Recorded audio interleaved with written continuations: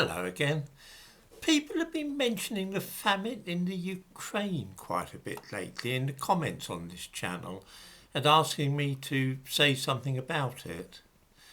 To understand what happened requires a little background knowledge of the political situation at that time. In 1917, at the height of the First World War, there were two revolutions in Russia.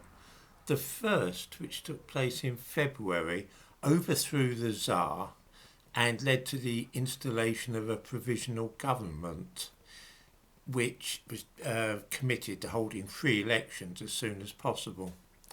A group of Marxists called the Bolsheviks didn't feel that the first revolution went far enough, and they hoped to establish a communist state with what is known as a dictatorship of the proletariat.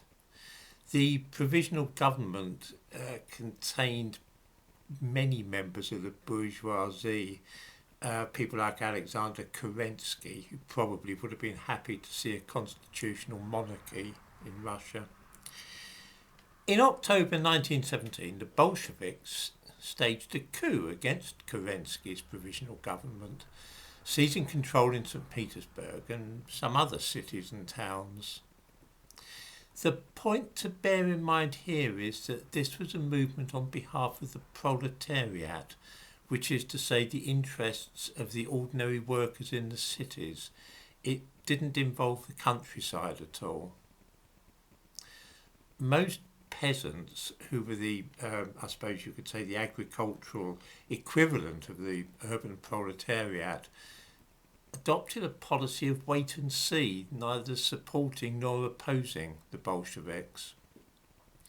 Because of war and revolution, which tends to disrupt things, there were problems getting the grain and other supplies of food, produce, from the countryside to the cities, and there was a shortage of even basic food like bread in places like Moscow and St. Petersburg in the months and years after the Bolshevik coup. The rumour was that the peasants were hanging on to their produce in the hope of forcing up the price and making big profits. The better off type of peasant, who were known as kulaks, were officially declared to be class enemies. Throughout the 1920s, the Soviet Union began to industrialise. This was like the Industrial Revolution which had taken place in Britain 150 years earlier. Just as in Britain, people moved from the countryside to the cities so they could work in factories, steelworks and power stations. These people had to be fed with food produced in the countryside, and the government in Moscow adopted a ferocious policy of appropriating livestock and confiscating grain.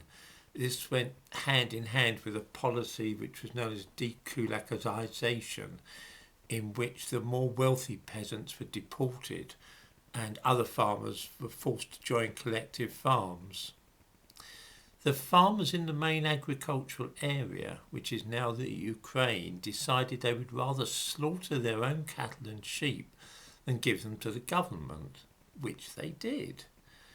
They also started hiding their grain by burying it and otherwise trying to conceal it from the men who wanted to take it to feed the workers in the cities.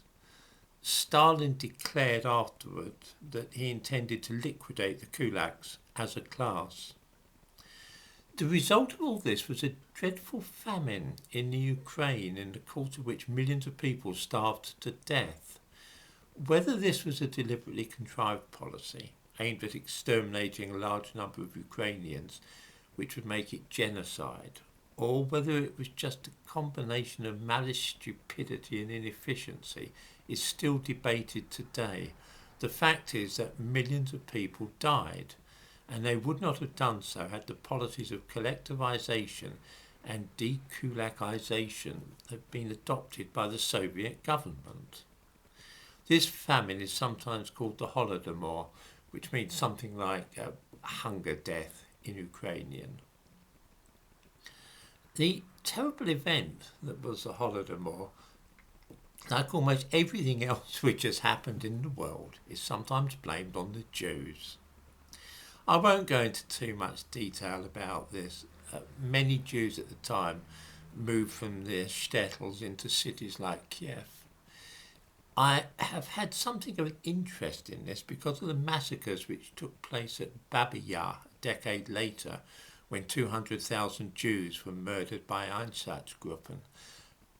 I don't suppose that people read authors like Kuznetsov these days, but he wrote accounts of both the Holodomor and the events at Babi Yar near Kiev in this book. It's called Babi Yar.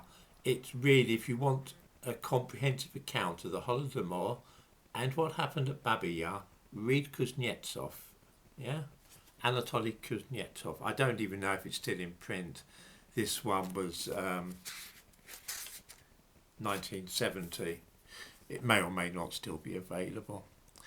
According to Kuznetsov, who was a witness to all that happened, it was due to the Holodomor that the citizens of Kiev made no effort to protect the Jews in that part of the Ukraine. Anybody who wished to understand Holodomor really needs to read Babi Yar to make sense of the thing.